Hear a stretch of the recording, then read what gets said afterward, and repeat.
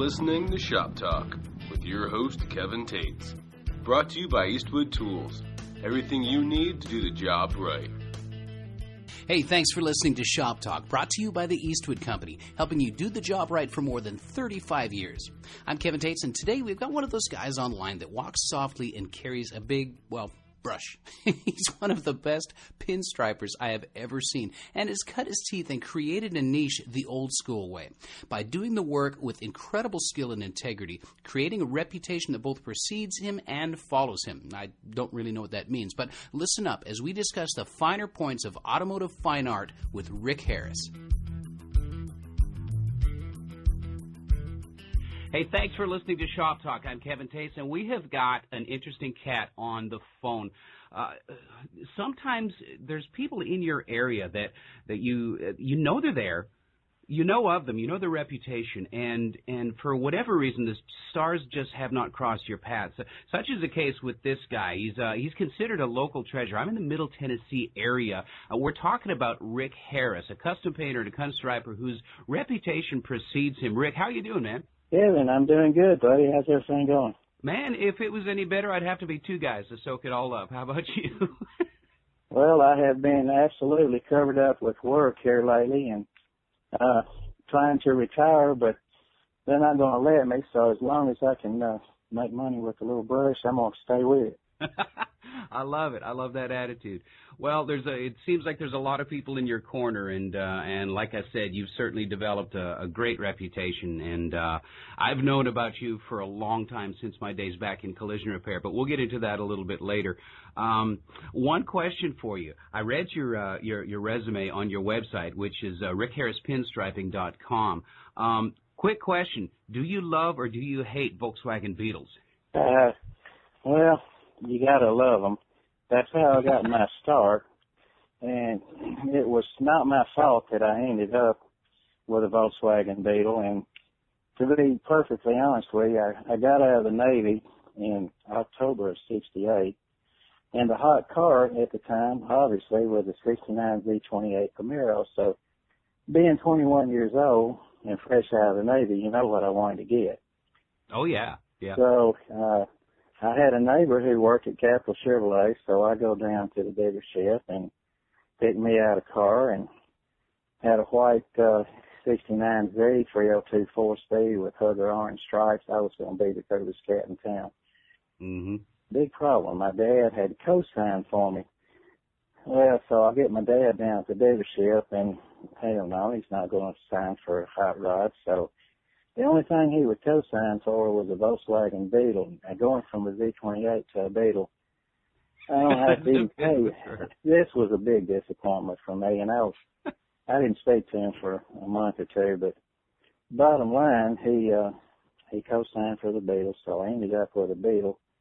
And I picked the prettiest one on the lot, and it had empty wheels and all kind of cool stuff. Well, I took it home and striped it, because if I was going to drive a Beetle, I sure wanted it to be the prettiest one in town. And I took it back to the dealership, and believe it or not, that first day, they let me stripe a car for the dealership. And so my dad did me a big favor. He didn't know it at the time, and I didn't either, but he basically got my striping career started by forcing me into driving Volkswagen Beetles, and I was striping them for Superior Motors for $5 a car. Man, you got to start somewhere, you know?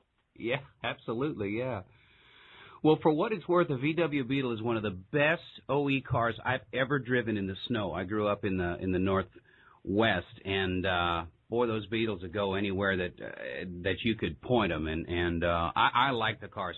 For me, it's a modern throwback of classic styling. It's something that's iconic and hasn't changed in a while. So, yeah, it must have been a disappointment for you, because the '69 Z28, yeah, man, that's a muscle car, but I don't know, it's kind of cool how fate puts you in a certain path and changes directions for you, despite what you think is the right way in the first place. But so hats off to your dad. And by the way, thank you for your service in the Navy. That's I have huge respect for people that have served our country. Well, thanks, son. I had, for the most part, it was fun, and I ended up in Guantanamo Bay, Cuba for a year and a half, and that wasn't a whole lot of fun, but I wanted to to get it over with as a kid, you know, I graduated before I was 18, and I didn't want to get drafted, so I joined the Navy and did my time and came back. I knew what I wanted to do. I wanted to paint cars for a living.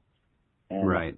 They wouldn't hire me, not being 18, because I wouldn't be insured working in the shop. So I didn't have a whole lot of choice, but I'm glad I did it, and I had no regrets whatsoever. It was fun, and I enjoyed it. It was a good learning experience and a good time to grow up, you know. Yeah, my father-in-law was a Navy vet. He was a 22-year vet, and he retired a Master Chief, and you know, went all over the world with the Navy and learned, you know, electronic skills. And of course, in wartime, he was a gunner's mate in World War II, and interesting guy. And that experience for him was great in I don't know, and just basically forming a foundation in his training and his work ethic, if nothing else. Do you find that your Navy experience kind of whipped you into shape, so to speak, as Jack used to put it, and you know, kind of taught you that you got to put one foot in front of the other and work hard and keep your head down? Well, it's when you're in boot camp and you're 17 years old, you find out that you're not nearly as smart as you thought you were, and you learn how to take orders and do tasks and finish jobs, and it makes a better person out of you. You're forced into growing up. And I mean, I was in just a little over 3 years, but I was certainly a better person when I got out than when I went in. I needed it, and I think a lot of kids need it, and it's certainly a good experience as far as making you mature a little bit. Everybody needs some of that, you know. Yep, no doubt, no doubt. Well, listen, let's go back to painting. You're a pinstriper, obviously, and a very talented one. People listening, if you have the chance, do a quick image search of Rick Harris pinstriping. You'll find some beautiful, beautiful work. But do you consider yourself a custom painter or a striper, or is there no difference? I've seen some of the custom jobs that you've done over the years. Is there a difference between a pinstriper or a custom painter, or is it just all wrapped up into one ball? Well, everybody has part of it, I think, that they like better or maybe or better at. But I enjoy all of it. I had to learn body work because to be a painter, you have to, especially a custom painter, you have to paint on top of an absolutely immaculately prepared surface. So I learned I learned how to do body work basically because I couldn't find anybody to do it that would suit me that I could afford. And I pretty much took the car all the way from bare metal to final buff and learned all of it that I could. Pinstriping is just part of the art, but I think anybody that's an artist does a little bit of spraying. And as a kid, I loved candies and pearls and metal flake and flames and scallops and all that stuff and wanted to learn all of it. So I started building model cars when I was 11, which is a real good basic foundation for learning custom paint. And of course we were using, you know, rattle cans in the beginning and finally progressed to airbrushes, and I was mixing my own colors and just learned a lot working with models because it teaches you patience and it teaches you some skills that you probably wouldn't normally use. But after I got out, I wanted to do street rides and show cars and all that kind of stuff. And we built a 72 Volkswagen Super Beetle into a show car and took it to the Street Machine Nationals and won Best Paint with a Volkswagen. Oh, and congratulations, man. I about had to fight my way out of that show because the guys with the Corvettes and the Camaros and stuff were not real happy getting beat by a Volkswagen Beetle. But here comes that bug again. It was fun. I mean, you know, I couldn't afford anything, you know, much more expensive than a Beetle, but I took a brand new car and cut it up and made a show car out of it, welded the quarter panel windows up in it and metal flaked it and put candies on it and a crushed velvet interior in it, and we just had a ball and didn't spend a whole lot of money, but just had a really big time and made a lot of magazines, and it was good at the time. My wife and I actually spent our dates working on that car. And very cool. So she Cool. cried like a baby when I sold it. I mean, it was like giving one of her kids away or something. It was awful. But I enjoyed doing that, and I've still got pictures of the car and stuff, and I saved the trophy. And it meant a lot to me at the time to win Best Painted Street Machine Nationals, obviously. So. Yeah, for sure. Well, and to have one of your vehicles that you've constructed, that you've conceived, featured in magazines, I just recently had that honor and that thrill, and it's a neat thing. And you've had countless, I'm sure, but that's something that you mark off the bucket list, isn't it? Absolutely, yeah. Making your first cover, you buy about 8 copies of the magazine, so you can, yeah, you buy them out so you can give your buddies a copy of it. But yeah, that's a really big deal. And no, it doesn't pay any money and all of that. They don't send you a big check in the mail for being on the cover, but it means a lot more than what the money would mean. I thoroughly enjoyed getting stuff covered in shows, and when one of my customers wins a trophy, I mean, I win it too. It's the same deal. Yeah. Well, I don't know. It's I don't even know what I'm trying to say, but it's a huge honor, and it's something that you never forget. Well, I want to ask you about influences. Who influenced you as far as a striping style? Everybody always draws off of Von Dutch, but he's not the only one. He's probably one of the best known stripers for that art form. But who influenced you, if not Von Dutch? Well, in '73, after winning Best Painted Street Machine Nationals, a buddy and I drove that car to Tulsa, Oklahoma to the Street Rod Nationals. And we were so ill prepared, we didn't have a room or anything. I carried a little thermos pop tent, and we set the tent up at the end of the parking lot where all my buddies were staying. And we found a little grassy spot and set the tent up, and we stayed in the tent, and we grabbed the keys from the first guy that walked out of the building that we knew that had a room, and we'd go take a shower in their room and go to the Nationals.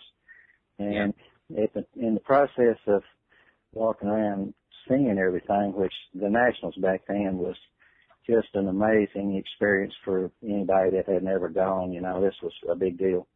And there was a guy from California striping named Shaky J. And I had heard of him and seen his car in the magazines, and he was a striper, and he had his Volkswagen show car with him, and I had mine with me, and both of us had striping brushes underneath the front hood, so it was like a real weird deal going, But I really paid attention to what the man was doing because he was already an experienced striper, and at that point I'd only been doing it for like 4 years. Mm-hmm. And for whatever reason, he took me under his wing.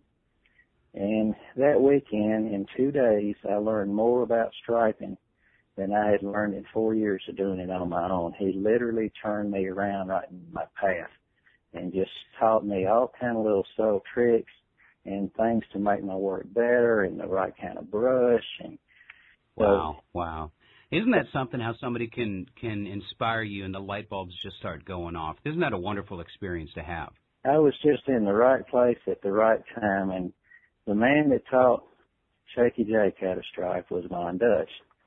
So I feel like I've kind of gotten the apples about as close to the tree as I could get, Yeah, no kidding, man. And so I started going to California, and I spent a week. When I became self-employed in 1980, I would spend a week at a time going to California and working with Shaky Jake, and I just can't tell you what that experience was worth to me. Unbelievable. We go to dealerships and shops, and we went all over Orange County and striped all over the place, and just had a lot of fun.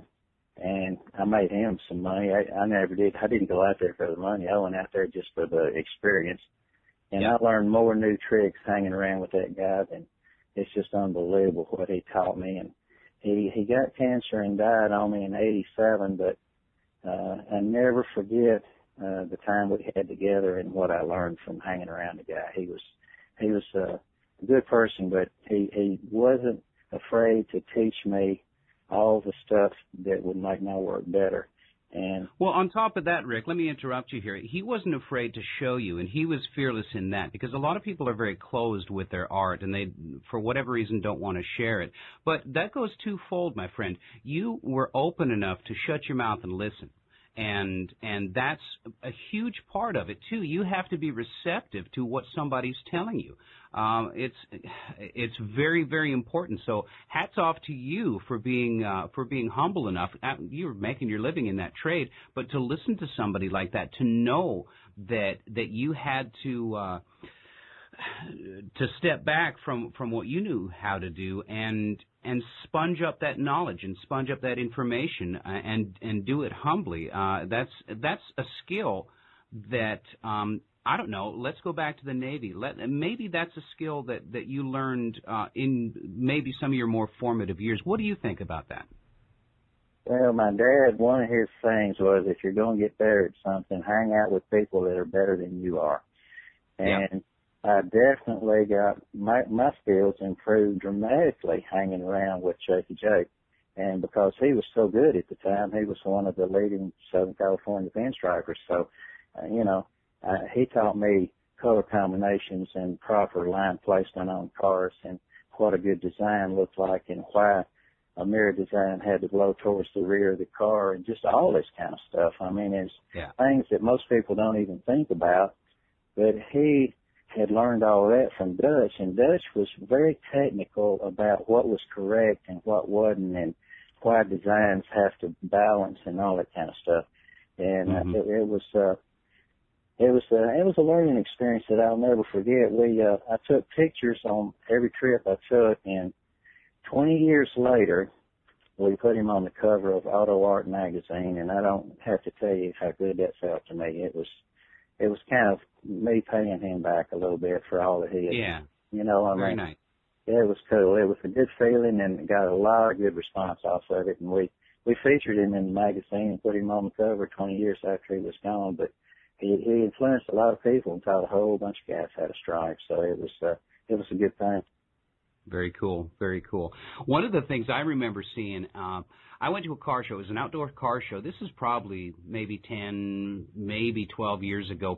No, it's more than 10 years ago, I know. Anyway, regardless, it doesn't matter. It was a while ago at an outdoor car show here in Tennessee, and there was a row of street rods, and I kept looking at the striping work, and I kept looking, and I looking at the color combinations, and what made me ask this question of you is the guy that owned the car, it was like a 38 Buick sedan or something like that, a beautiful old street rod, and the color combination that you used was something that I would never conceive of.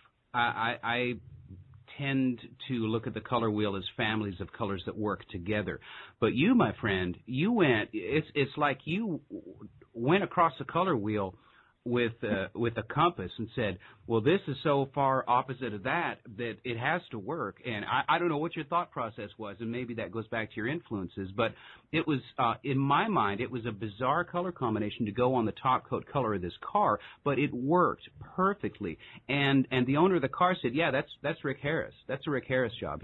That's kind of one of the things he's known for is his color choice. So that, I think, I don't know, man. Shaky Jake, through Von Dutch, 6 degrees of separation, however we want to put it. How important is it for you to analyze color and to look at the color, or do you just go intuitively? Well, first I try to kind of find out what the customer's got in mind, and sometimes their paint that's in their bathroom really won't work on their straight rods, but I try to give them some input on what it's going to look like, but I generally let the car tell me what it needs. If it's a real subtle car, it's going to get a real subtle color combination. If it's a real wild, supercharged, tubbed out bad boy, then you can go a little crazier with the design and the colors and make it all go together. But you can't take a brand new Cadillac and put a Von Dutch design on the hood, because it ain't going to work. It's too much striping for the personality of the car, I guess is one way to put it. So you have to keep it suit and tie for the guys that are driving these cars, so they're all suit and tie guys, And I'll take a black Cadillac with a gray leather interior, and I'll put 2 grays on it. Well, that's as subtle as you can get, but it works on that car. Right, so you kind of have to analyze the car and the owner, and, you know, you get some real crazy owner, you can get by with putting wild colors on the car because you know they're going to like it no matter what. But I try to make them all different, but I don't get them bizarre enough that everybody goes, ooh, that's crazy. You know, I don't want to be known as a crazy striper, but a lot of Shaky Jackie influence in there, and he was sort of subtle a lot of the times, but sometimes subtle really works, you know. Mm-hmm. So you kind of have to. I just try to read the owner and the vehicle and determine what would work for them, and I want them to be happy with it next week, you know, because what I like and what they like may not be the same thing. I like what you said. The vehicle tells you what to do, just like a panel tells you whether it's straight or not. And by the way, for listeners, we're talking with Rick Harris, awesome pinstriper here in Tennessee, but he does travel. On rickharrispinstriping.com, you can get in touch with his contact page, see some of his work. And, Rick, I want to switch gears from cars now to guitars.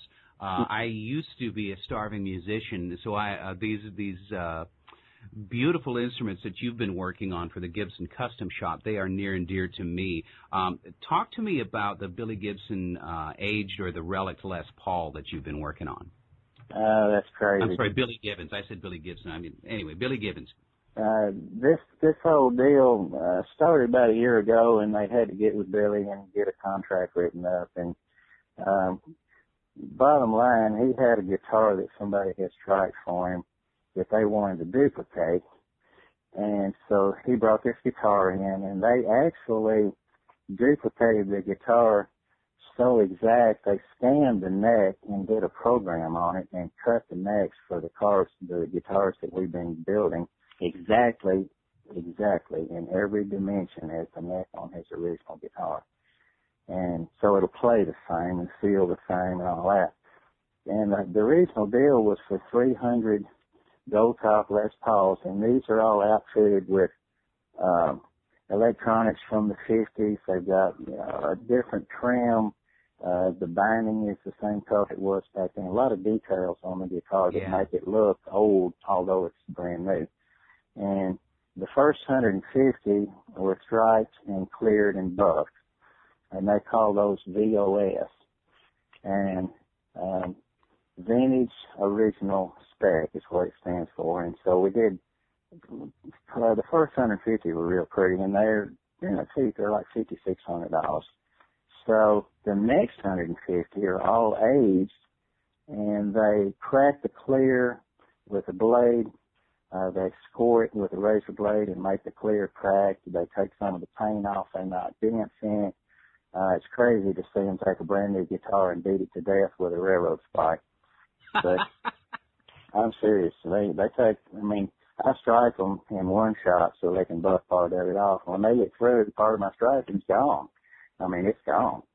Mm-hmm. And it's funny, but they get a lot more money for these, but they're very popular. A lot of people like a guitar that looks like it's 30 years old. Of course, it plays like a brand new one because it's got brand new pickups and all that on it. But the last 50 of them, Billy's going to autograph. And I don't even want to know what those are going to sell for because they're going to be extremely expensive. But he's going to come in and actually sign 50 of them. And it's been a fun deal. Oh, yeah. Billy's a living legend and something that he touches, just like that guitar, it's a throwback to the art form that he has perfected with his own personal style. And I'm a huge ZZ Top and a Billy Gibbons fan, and got the chance to meet him here last year. And I don't know, man, it's neat to see stuff like that. When they pay attention to the detail, they're not just taking an off-the-shelf guitar, sanding the corners off of it and slapping a sticker on it. Like you said, they scan the neck, and it's an exact copy. And, the old, I was reading online, and the pickups and the old windings, they go as far as to either source original stuff, just like a restoration, or to find the manufacturers of the wiring and the windings and get the same gauge and the same diameter. So it's an accurate and faithful replication of an original axe, man. And I think it's cool. So it must feel great for you to be a part of some of that for forever. Big honor, a big honor. We made a pattern of his original design, and all of the guitars have the same design on them, and it's a very close duplicate of what his original guitars got on it. And been a lot of fun, I tell you. It's to me, it's an honor to get to stripe something that you know people are going to collect and keep forever, because these are, some of them will be played, obviously, but a lot of them are going to be hanging. They're going to be art pieces hanging on the wall forever, and that's a good feeling for me. Yep, absolutely. Well, listen, you're in deep with the Gibson Custom Shop. I took the tour a couple of years ago. Have you got any pull? Can you get me one of those guitars? Can you get me a discount on one? Believe it or not, the VOS, when I asked, I said, okay, they're $5,600. How much is my cost on one? And my cost is $4,500 on it. So we're going to have to, Kevin, we're going to have to save up before we can buy one. Okay, I'll start working right now. Boy, they're pretty though. Have you seen one in person? They are. Pardon me? Have you seen one of them in person? They are amazing. They're really, really pretty. You need to, if you get a chance, stop by your favorite guitar shop and check one of them out, because it's a nice piece of work. It really is. These guys, Custom Shop does beautiful work. They really do. They sure do, and they take it real seriously. They're what surprised me, and we're diverting from custom painting for sure, but what surprised me about the tour of the Custom Shop, or just the Gibson factory in general here in Nashville, is that it's not a bunch of machines stamping out stuff. It's a bunch of guys.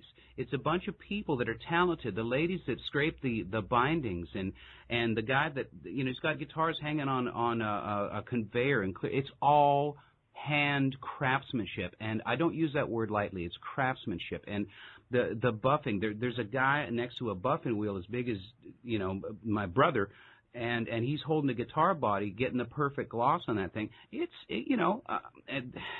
It really, really was eye-opening, and it really endeared me to the Gibson brand.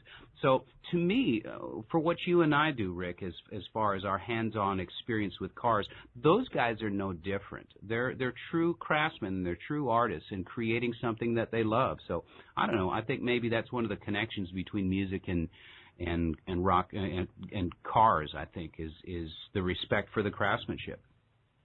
Well, they definitely take pride in their work, and I think it shows in the end product. You know, you're right. All of them are craftsmen, and they're proud of their stuff. They're very particular about it, and I'm particular about my work too. So I kind of fit in there, no problem.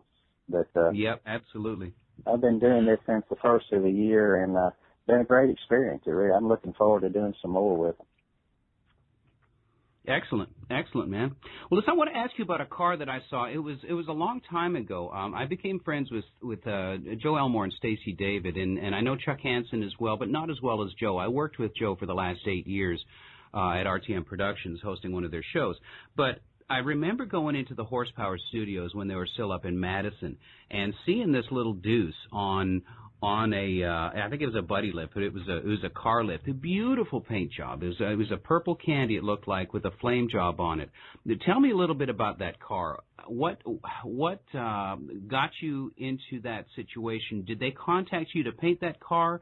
Did they buy it from somebody that you had done it for previously? Give us a little bit of history. I know people listening to me that have watched those shows will recognize when I'm talking about that car. Tell me a little bit about it. Well, prior to that car being built there, I had done some pinstriping and stuff for them, and it's a different deal when they stick that camera in your face. It takes a little getting used to, especially when you're holding a striping brush, and Elmore likes to talk to you in the middle of the stripe and everything else, but, you know, he made me stop in the middle of the stripe and answer a question and then pick the stripe back up, and I was proud that I did it in one take. But nice. I had done some striping for them, and they got the deal to build the Horsepower coupe and just basically asked me if I would be interested in painting it, which of course I was. And PPG sponsored the paint for the Purple Pearl, and they developed it here in Nashville, and it was a beautiful purple pearl. It had so much pearl in it, it was ridiculous. But the flame colors were all donated by House of Color, so I got to do the whole works from start to finish in front of the camera, and we prepped it and shot it and flamed it, striped it, and everything. And the horsepower coupe was a real popular deal on that show because their ratings went through the roof every time we did something in relation to paint or on that car.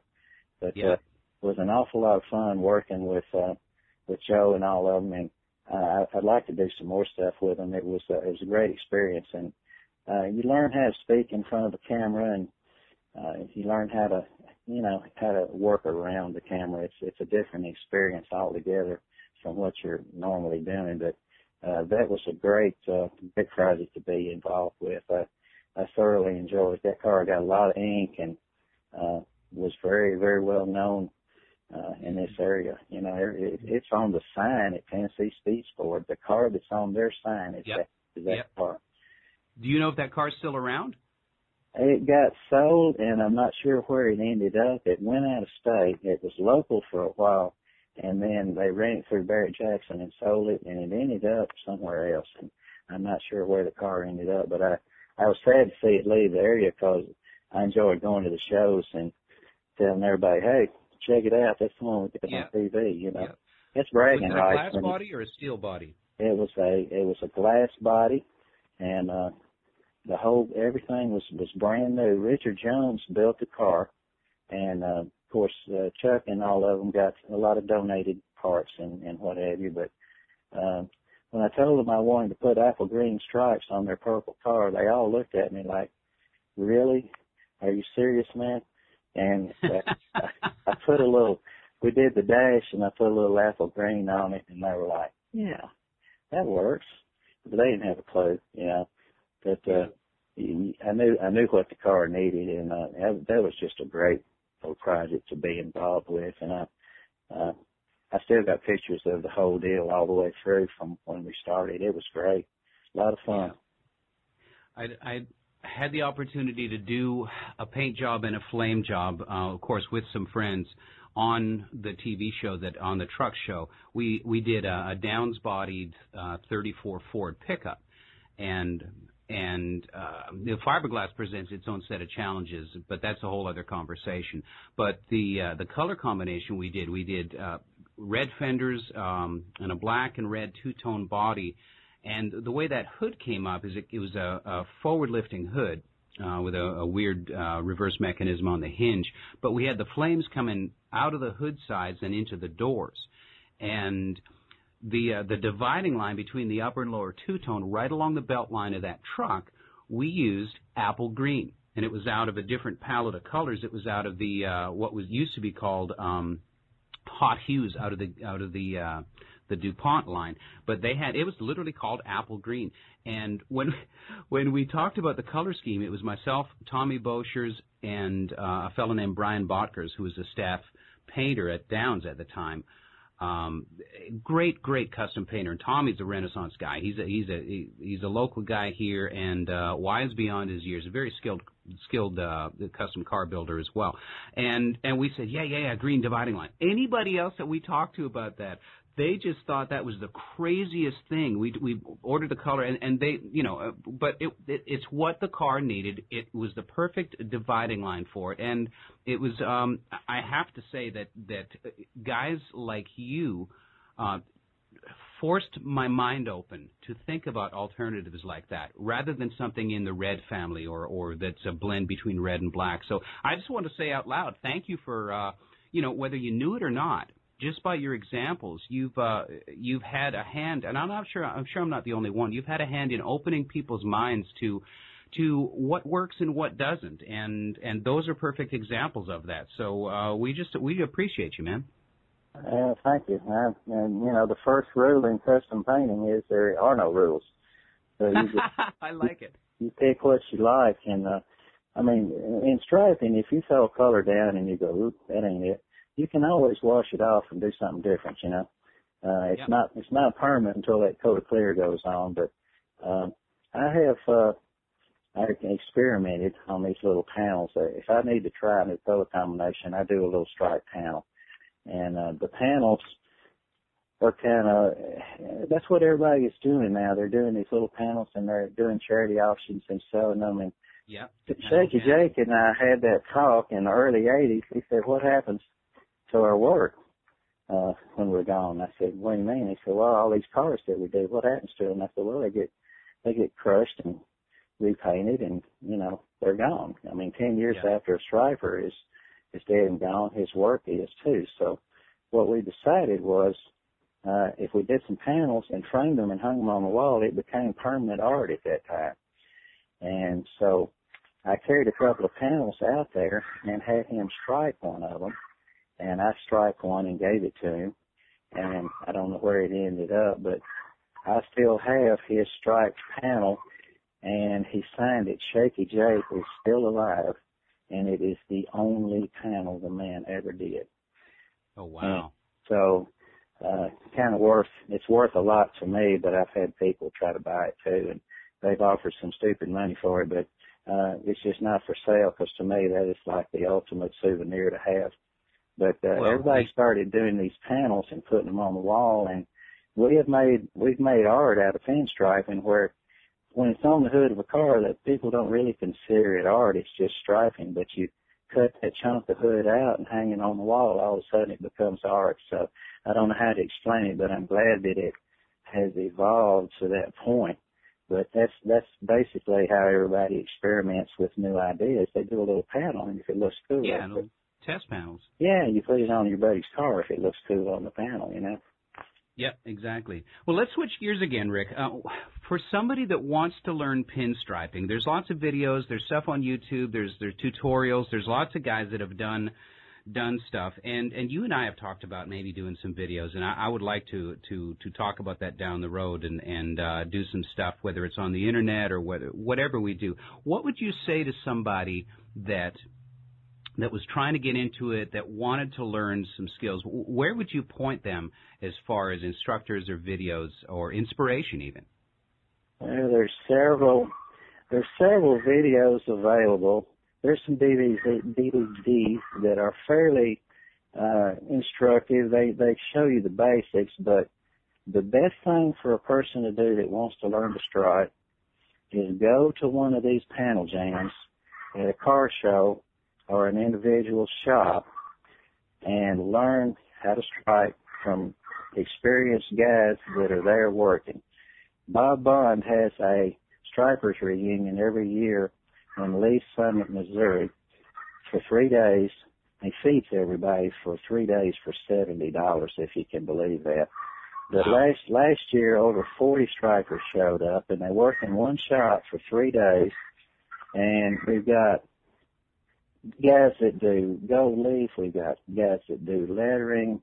It's just a wealth of experience and new ideas and sharing. And several years ago, a little kid walked in to Bob's with a little striping kit in his hand, and he was 8 years old and wanted to learn how to stripe. Wow. So we said, you're in the right place, son. What's your name? He said, my name's Bobby Sanchez. And one of them said, well, you're Mexican, aren't you, boy? And he said, yes, sir, I am. He said, you're going to be Von Mex.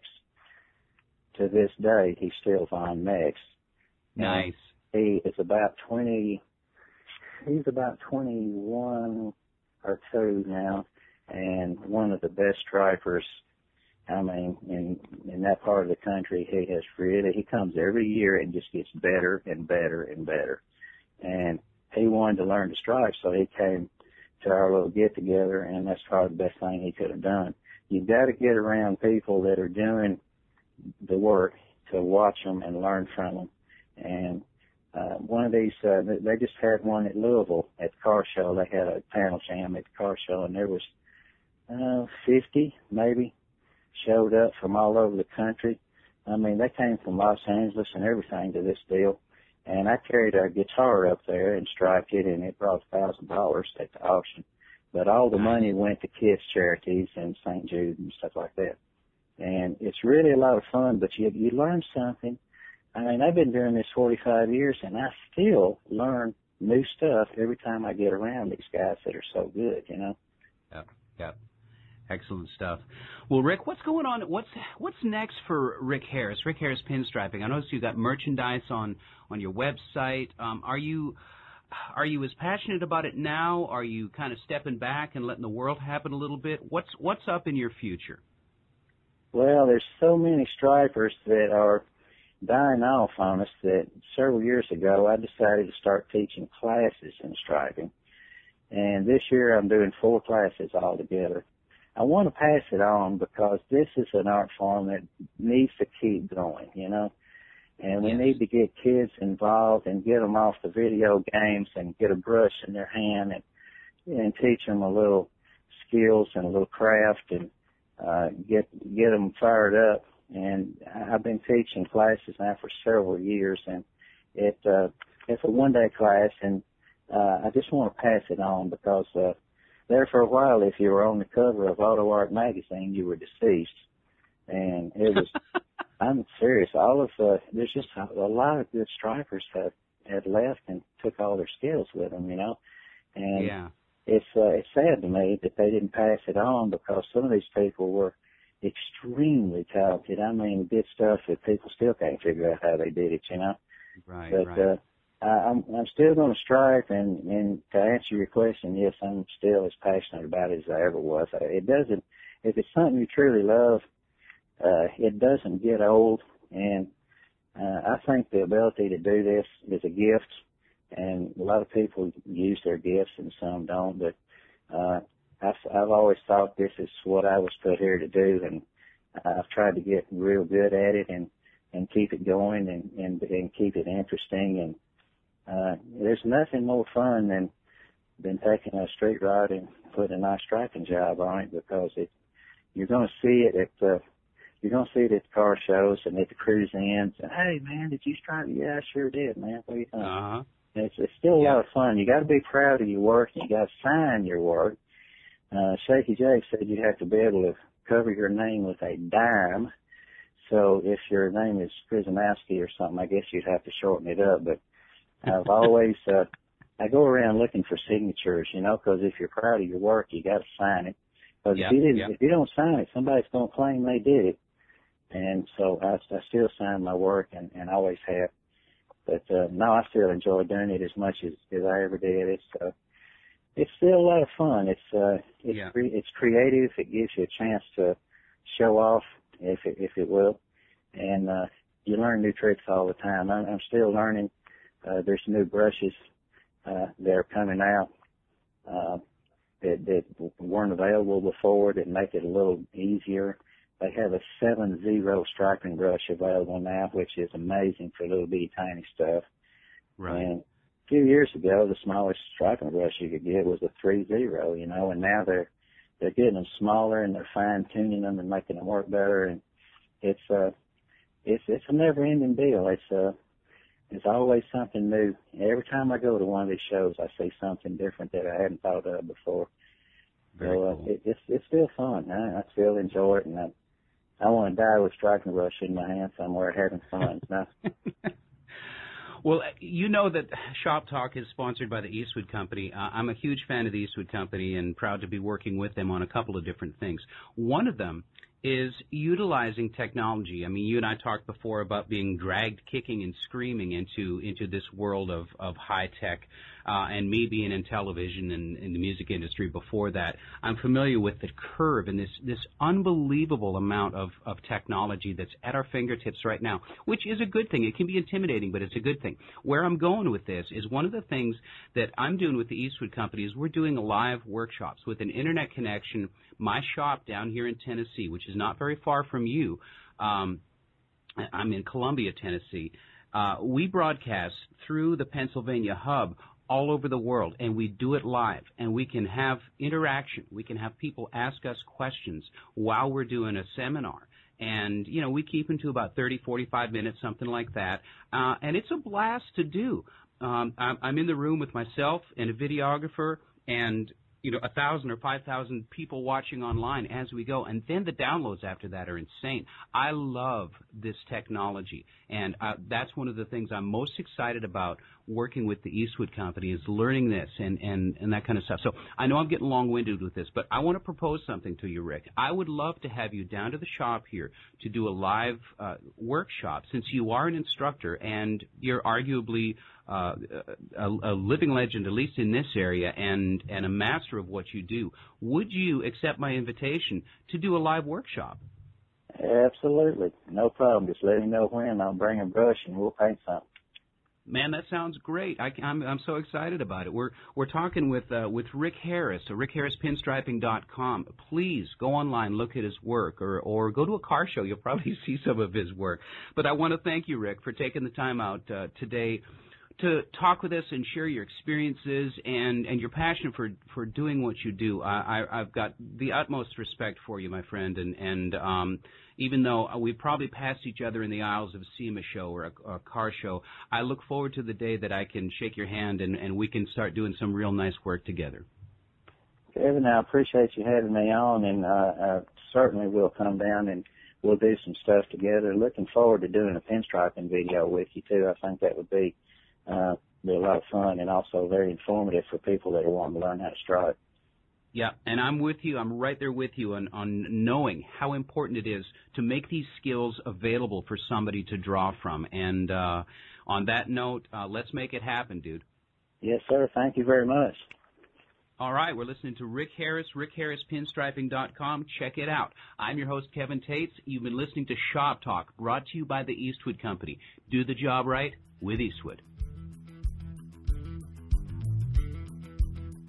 Rick's a good guy and quite talented. Hopefully our paths will cross again, and we'll be able to show you his talents next time around and not just talk about it.